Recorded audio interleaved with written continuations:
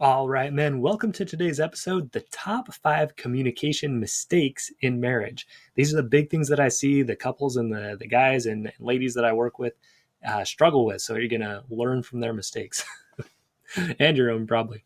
So, a featured review. This title is Helping You, Not Judging You by Booth the Original. I love these names. You guys come up with some good names here. So he says Mike's ability to offer advice and help in a non-judgmental way is a breath of fresh air and what keeps me coming back to his podcast. He seems to understand that no one is perfect, but that we can all be better.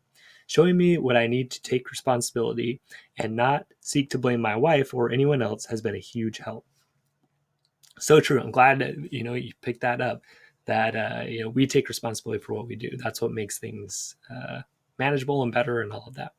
All right. So, in all of the work that I've done helping people with their marriages, there's one principle of communication that helps more than anything else. And that is this: seek first to understand and then to be understood. This is a principle from Stephen Covey, one of the 7 habits. Okay. But so key. And look, as I'm teaching clients now, and as I'm going to be teaching in my new course this next month, starting April 1st, I split this into 2 separate skills. I used to kind of run it all together, but what I'm seeing is it's really important to separate these out and learn the first one first. Okay. Skill 1 is understanding, getting really good at that. And then skill 2 is being understood, making requests, and then setting boundaries and all that. But the thing is, most people are not very good at this first one, about really seeking deeply to understand the other person. Okay? And people tend to make 5 common mistakes when they do try to go about understanding their spouse. So, mistake number 1 is just assuming you know what your spouse is thinking or what she's feeling or what she's doing. Okay. That, um, you already know. And so you don't need to ask. um, so there's that saying about making assumptions. You make an ass out of you and me, right? It is true. When you come in and you think you already know, it's a problem. So, for example, you're at dinner and your wife is on her phone. Okay, this is an example that's happened to me. That's why I'm bringing it up. So, instead of asking her about it, you just make these assumptions. You start telling yourself all these stories. Oh, she doesn't care about the kids. There she goes again. She doesn't prioritize time with family. She's not eating. I made the meal and she's not paying attention to it. Whatever, right? You start telling yourself all these stories, and so you start feeling upset about it. Okay. And either you don't say anything about it and you kind of like tell her you're upset by your expression or by your nonverbal communication, or you do get angry about it. You're like, hey, put the phone away. We agree not to have those out, whatever. So again, you're assuming, you're making up this story about why she's doing what she's doing without actually knowing, without actually clarifying. So you can do this about all kinds of things, about money. Okay, my wife, she just spends money. She doesn't even think about it. With sex, oh, it's hard for her because of this. With in-laws, oh, she likes her family more than mine because of this. With parenting, oh, she thinks that we should be so lenient with the kids because she just doesn't know better or whatever. With religion, oh, she believes this and she doesn't believe that. With politics, she lands on this side and not that side. So you just make all these assumptions without actually getting clear on it. And what is that? So that's arrogant, right? It's not attractive. It's closed-minded. You're not opening your mind to her. You're not trying to understand her. Okay? It's a one-up position. It's saying like, look, I already know. I don't even have to check. I already know what you think. And so I'm not even going to bother to ask you about it. Okay. Very arrogant, but common. Okay. We do this a lot. And that's really what you're saying. Well, what I believe people pick up on is your intentions. Okay. So if you're just going around assuming you know what your spouse thinks, look, your intention's not to understand her. Your intention's just to say, yeah, like I already know that you're a know-it-all, and that's not attractive. All right. So mistake number 2 is telling yourself they make no sense. So the first one is thinking you already know what they believe or why they're acting, how they're acting. The other one is just deciding the reason they're doing it makes no sense. Okay. Or there's no way to understand them. So Sigmund Freud once said, "The great question that has never been answered, and which I have not yet been able to answer, despite my 30 years of research into the feminine soul, is, what does a woman want?" So this is one of one of the people that shaped created psychoanalysis. Probably the most known psychiatrist. This is what he said. So basically, he just gave up. He says they make no sense. A lot of times, guys will take this approach after they've hurt their wife somehow, right? So they've hurt their wife by having an affair, something big like that, or neglecting her, or saying something rude. Okay. And what they'll see is their wife will come in closer and things will be seemingly going well. And then all of a sudden she'll pull away, right? She won't be interested anymore. And they'll go, "Come on, like this makes no sense. Why is she doing this? I just don't get it." They just have kind of given up, right? They're not trying to understand anymore. Okay. Or maybe your wife seems interested in you sexually for a while, and then all of a sudden she isn't. And you're like, "Man, this makes no sense. I'm doing everything the same. You know, I don't get it. I just don't get it." Okay, your wife seems to respond to one love language, and then all of a sudden it switches. You used to write her notes, she used to really like it, and now she doesn't. You're like, "Man, what's going on here? This doesn't make any sense. I don't understand her," right? Your wife enjoys her work one day, and then she seems completely overwhelmed. You're like, "Come on, like, do you like your work or not? This doesn't make any sense." Okay, so you kind of throw your hands up and you're just saying like, "Oh, I give up. I'm trying. I give up now." So the first error or mistake was assuming you know everything that your wife thinks. And then you go to the exact opposite. It's like black or white. I know everything or I know nothing. Okay. I don't know anything about my wife. Right. And this approach, it's helpless. Right. It's unattractive. It's saying, I give up. I'm not going to understand my wife ever. Like, it's just weak. It's not attractive. Okay. So that's mistake number 2. So mistake number 3 is thinking that your wife is stupid, that her reasons for what she thinks are dumb, that they're not well thought out. Okay.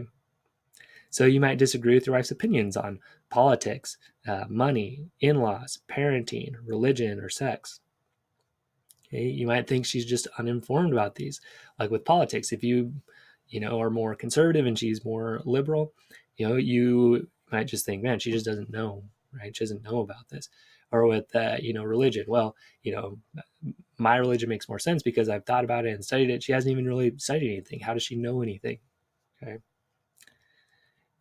Or that your opinions are more mature than hers. I see this with guys I work with where they're like, "Well, I've developed more, spiritually, or I've studied more about this, and like I've just grown so much more than and so you need to catch up to where I'm at now."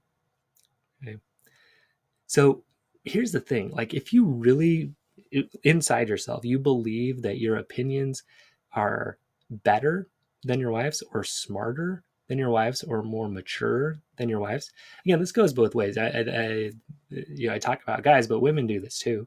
They think their opinions are better or smarter or more mature in all of these areas. But if deep down you're like, "Yeah, my opinion's better," you are going to communicate that to her when you have these discussions, either directly or indirectly. So, again, the principle is seek to understand. But if your belief is my wife is an idiot and her opinions on this are dumb, that's going to come across, and you'll kind of humor her like, "Oh yeah, sure, honey." But, you're thinking to yourself, that is the dumbest thing I ever heard. And that's going to come across. Okay. Or, "Okay, yeah, that's nice, honey, pat her on the head, be patronizing, but someday you'll learn that my way is right." Okay. So this approach, again, it's arrogant, it's a one-up position, believing that you're superior to her. Very unattractive, right? It's not attractive at all. Okay. This could be about drinking alcohol or cigarettes or exercise or anything, right? Where you think my opinion is just so much better and so much more informed and so much mature, that keeps you from connection. But this is a common one, so watch out for it. So what do you do instead of this? Okay. What do you do instead of saying, "Oh, I already know what she thinks," or "I'm never going to know what she thinks," or, my opinion's better than hers"? So those are three common errors, right? What you do instead is when you see a behavior or a belief that you don't understand or you don't really agree with, you draw attention to it directly. Okay. So the phone at the dinner table example, right? Maybe not right at dinner, but afterwards you could say, hey, I saw you had your phone out last night at dinner or earlier tonight at dinner. So you draw attention to it directly, and then you try to understand it deeply. Okay. So, help me understand why were you having your phone out? Now, you're going to communicate your intention. So if your intention, you could say those same words, right? Like, hey, I'd just like to know, when, why you had your phone out tonight. I just want to understand. Okay, you can approach it that way, or you can be like, hey, why'd you have your phone out tonight? You notice the difference, right? One intention really is to understand. One intention is to accuse, to prove that she's dumb, to show that it's causing damage. Okay. So it's all about the intention. So you try to understand deeply. And as you're trying to understand, you reflect back content and emotion. So let's say this phone example. Hey, I saw you had your phone out tonight at the dinner table. Just want to understand what was going on with that. She might say, oh, I had this important call to make for work. I'm sorry. I know we talked about not doing that. And I just, want to do that. I won't do it again tomorrow. Like, okay, yeah, great. So, you had something important for work. I understand that.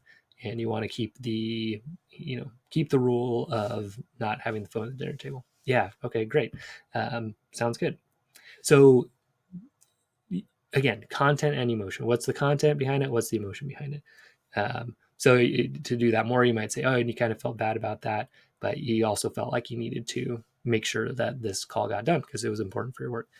She's like, yeah. And then, once you do that, she might go deeper. She might say, yeah, I do. I kind of have this conflict in me all the time about, how much time do I spend with work? How much time do I spend with the family? I feel torn about that. You're like, wow, yeah, that must be difficult, wanting to balance those. But, not exactly knowing how. And she's like, yeah, you're really getting it. Okay. So that's what you want to do instead. Okay. Instead of coming in angry or trying to prove.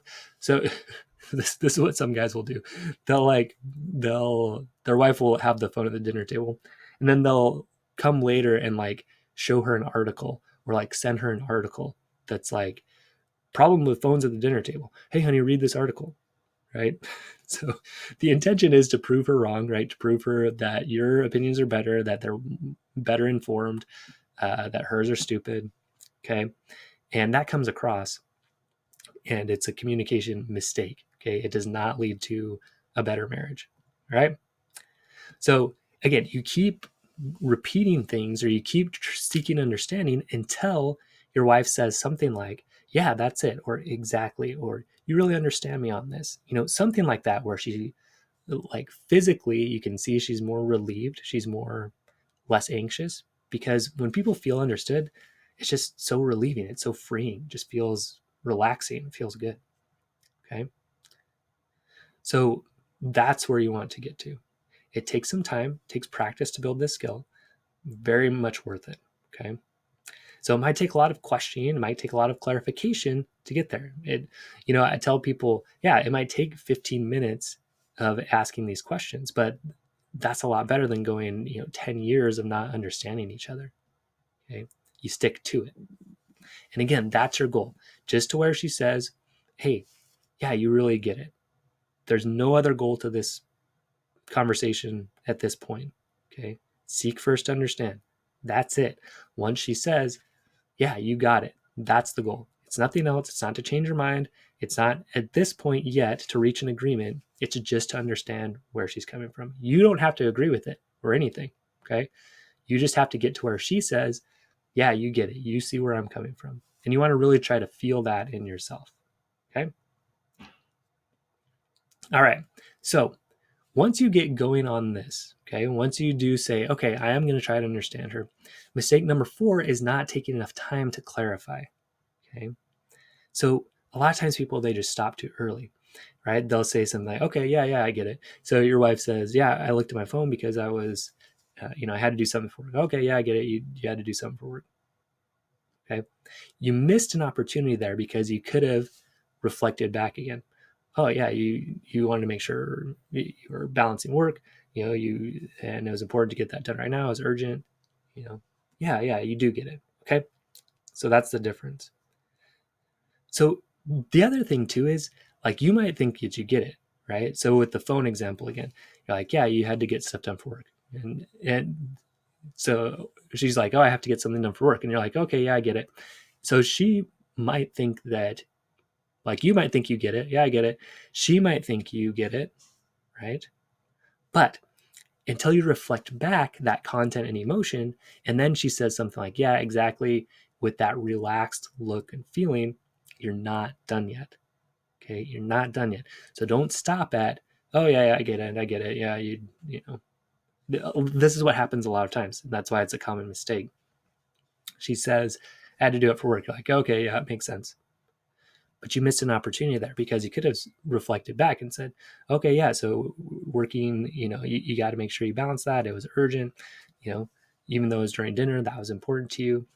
And she's like, well, you know, it kind of, but I mean, I still feel guilty. This is where you're going to get to those deeper levels, right? And get better communication. Okay, you're digging for gold here. Okay, the reaction is the gold. The reaction where she says, yeah, you got it. Yeah, you understand. Yeah, that's it. Okay, that's the gold. And you don't stop until you get there. Okay, don't stop short. The gold's a little the gold's a little bit deeper, right? That's why a lot of people have a hard time getting there, right? They stop short, they stop early. So the other thing too is, don't be surprised or upset if, as you're clarifying things and repeating things back, she actually changes what she's saying. Okay. So at first, with the phone example again, you're like, oh, so it's important for you to make sure those calls get done. It was urgent, even though it's during dinner. Is that right? And she's like, well, kind of, but I mean, the truth is, I feel guilty about it. I feel like, I want to balance those. I don't like that I do that at dinner sometimes. And then, so your job is not yet to say, okay, I get it, right? Your job is to say something like, oh yeah, that must be hard. You're trying to balance those two things. You're trying to balance, work and home, and that sounds like it's pretty hard. It sounds like it's pretty difficult for you. She's like, yeah, it is difficult. So she feels more relaxed. She feels that connection, right? She feels understood. That's what you're going for. Okay. So yeah, it might change. At first she's saying, no, I just had to get it done. And then all of a sudden it changes because you've clarified it. You've kind of shown it back to her. Okay. So this is a natural process. When we hear what we have said back to us, we want to correct it. We want to say, oh, that's not quite right. Or, man, that is kind of weird. I don't know why I would say that, because really what I believe is this, and this can happen if you're asking about your husband or your wife about religion, right? So you believe this about God. Well, kind of, but not exactly. It's more like this. Oh, so it's more like this. Well, a little bit, but it's actually more this way. Oh, so it's more like that. Yeah, that's it. So a lot of times it takes a few repetitions just for people to clarify it in their own mind. So you're really doing a great service by taking the time to really understand at a deep level. So mistake number 5. So again, mistake number 4 is not asking enough times, not clarifying enough times, not going until she really gets that sense of, yeah, he understands me. Mistake number 5 is losing your cool. Okay. So as you start to understand your wife's point of view on stuff like politics, in-laws, parenting, money, religion, sex, okay, you may very well start to feel yourself get upset. Okay. If you don't agree with her opinions, you might rush to defend your views, or you might feel like she's attacking yours, and she may even attack yours. She, let's say it's about religion. She might say, oh, well, I don't believe in your church because of this and this and this, and you will start to feel probably defensive. You want to say, well, here's why, blah blah blah, which is natural. Okay, it's normal, but it's a mistake. Okay, it's a common mistake, but it's a mistake. Okay. Or if you're trying to understand a behavior that she's having, right? And you come to find out it's because of something negative about you. For example, if you're like, man, she comes close and then she pulls away, like, what's going on? And you try to understand, and then she's saying, well, it's actually because you're kind of a jerk sometimes. you can rush to defend yourself. You can say like, well, I'm a jerk, like you're a jerk. Look what you did. Okay, this is what happens a lot. People start to go back and forth about who's right. Okay, well, yeah, you did this, but I did this. Oh, you say I didn't do the dishes. Well, I did them yesterday, right? This happens a ton with the couples that I work with, and so that's what you want to avoid. Okay, don't try to defend yourself. Okay, it takes emotional maturity to do this, but again, the goal is getting to that understanding. Okay, so if you feel yourself starting to get upset, starting to get frustrated, just take some breaths. Do not lose your cool. Don't start to defend yourself. Don't start to debate. Okay, the goal for now is just to understand. That's it. Anytime you feel yourself going off of that, bring your intention back just to understanding. Okay, because here's the thing: once you really get to deeply understand your wife, and she knows you understand her, she's going to be a lot more open to your opinions. Okay, and you guys can then work together towards something that works for both of you. But look, first you got to get here. You got to get to this understanding where people are relaxed, they feel understood. That's where you can create amazing communication, get to solutions that work for both of you, and just have a much better marriage overall.